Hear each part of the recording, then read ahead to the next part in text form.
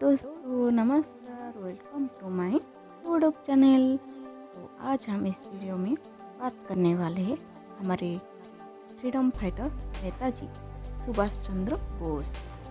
तो शुरू करते हैं। तो सुभाष चंद्र जी का जन्म हुआ था 23 जनवरी 1897 को। उनकी पिता का नाम था जानकीनाथ बोस। जानकीनाथ बोस जी ने अपने बेटे का एजुकेशन शुरू किया उड़ीसा के यूरोपियन स्कूल, जो कि कटक में है। वो पढ़ाई में बहुत ही ज़्यादा अच्छे थे। 1916 पे एक्सप्लेड कॉलेज फॉर नेशनलिस्ट एक्टिविटियों को लेकर उनको हेड ऑफ स्टूडेंट्स काउंसिल चुने गए और बना दिया गया। फिर बाद में अपने पिता के कहने पर 4 साल के लिए लंदन गए थे अपने ICS का तैयारी करने के लिए। लेकिन वो बहुत ही ज़्यादा समझदार थे ना, तो 4 साल की पढ़ाई सिर्फ और सिर्फ 7 महीने में कंप्लीट करके वापस आ गए।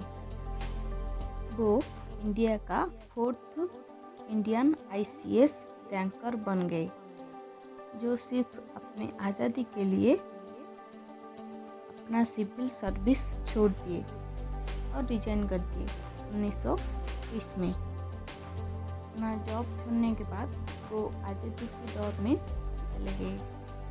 जब 1928 में नेहरू गांधी का डोमिनियन स्टेटस हुआ, तो वो उन लोगों के विरोध हो गए और बोले हमको कंप्लीट फ्रीडम चाहिए। वो भारत में रहकर ही बहुत प्रयास किए अपने आज़ादी के लिए। इनको 12 बार, एक नहीं दो नहीं 12 बार जेल में डाला गया, लेकिन वो थोड़ा सा भी रुके नहीं। उनका सोच था दुश्मनों का दुश्मन हमारा दोस्त हो सकता है। तो फिर वो इंडिया से बाहर जाकर हिटलर से मिले 1943 में। असली हिटलर से मिलने के लिए उनको अपनी समझदारी दिखाना पड़ा, जिसलिए हिटलर उन पर इम्प्रेस हो गए। जर्मनी जाकर हिटलर को इम्प्रेस करने के बाद हिटलर ने उनके लिए अपने 4000 बंदियों को छोड़ दिए, जो कि युद्ध में हार गए थे। फिर सुभाष चंद्र बोस जी ने वो 4000 बंदियों को लेकर एक सेना का गठन किया, जिसका नाम था आज़ाद हिंद फौज। फिर वो जापान जाकर जापान की प्राइम मिनिस्टर को भी अपने सपोर्ट में इन्फ्लुएंस कर दिए। फिर राज बिहारी बोस के साथ मिलकर तैयारी कर दी आज़ाद हिंद फौज 1914। पहले तो नेता थे, पहली बार महिलाओं के लिए साथ जाकर रानी लक्ष्मीबाई के नाम से ब्रिगेड बना दिए। उनके आज़ाद हिंद फौज पूरी तरह से तैयार था भारत को आज़ादी देने के लिए।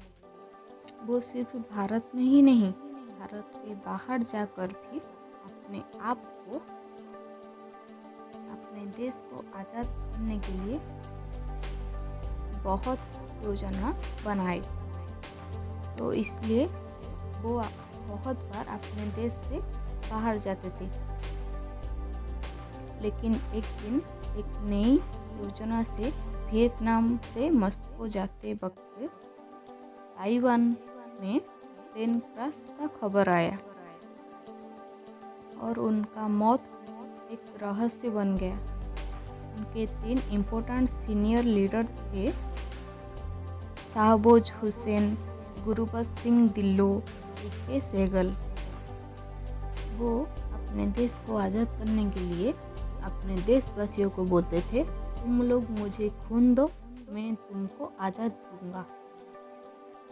उनकी जय हिंद नारे पर पूरे भारत में नेवी, एयरफोर्स में विद्रोह शुरू हो गए।